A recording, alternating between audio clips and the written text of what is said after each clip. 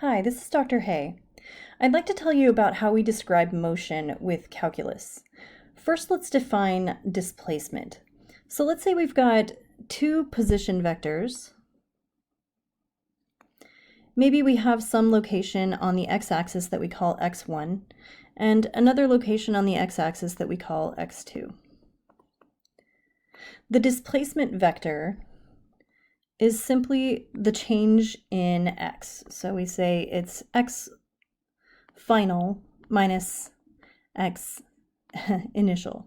Sometimes we write f and I, or 2 and 1, however you want to say that. So we have to know what displacement is before we can talk about velocity.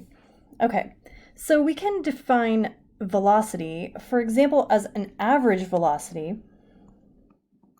V equals the displacement over a change in time. But this isn't good enough when you have a velocity that's changing with time, a velocity that's changing per time. So if we want instead an instantaneous velocity, then we can have v, and I'm going to sub it in the x direction, just specifying that it's in the x direction. It's going to be a function of time, and this is equal to the limit as change in t goes to 0 of our average velocity. And hopefully you recognize this. This, of course, is the definition of a derivative. So this is equal to dx dt. And so we find that the instantaneous velocity, in other words, the velocity at some instant in time, can be found from the derivative of a function x of t. Similarly, you can have average acceleration. That's equal to a change in velocity over a change in time. Again, this is not good enough if you want to find the instantaneous acceleration. I'm going to sub that with an x here and say that it's a function of t. Similarly, you would find that this is equal to dv dt, a change in the velocity over the change in time.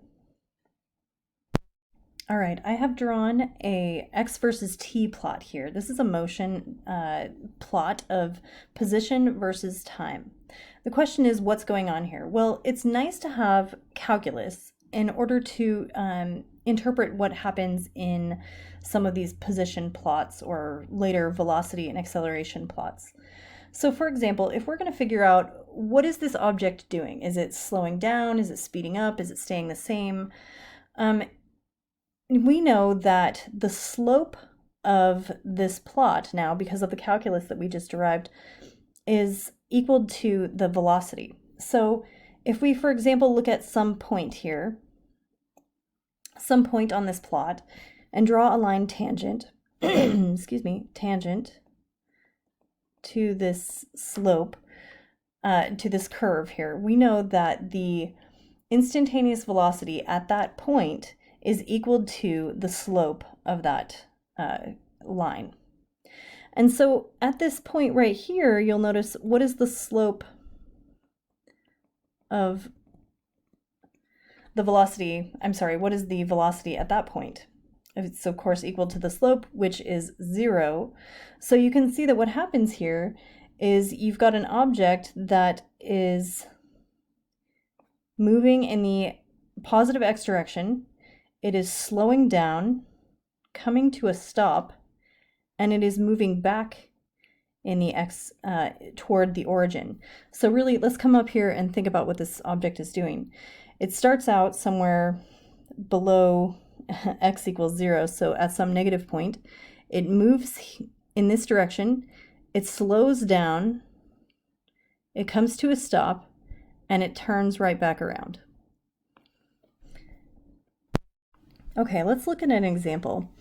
This time I'm going to make the positive x-axis pointing downward because that's convenient for this example. If we have a stone that's dropped from a cliff, for example, we're going to approximate the position as equal to 5 times t squared, where x is in meters and t is in seconds. Okay, so let's draw a graph of what this means.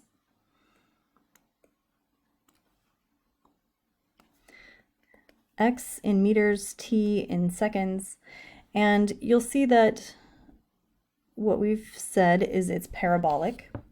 So in other words, this stone is dropped and it speeds up as it falls. That makes sense. Okay, so we're going to find the velocity of the stone as a function of time. V is equal to dx dt.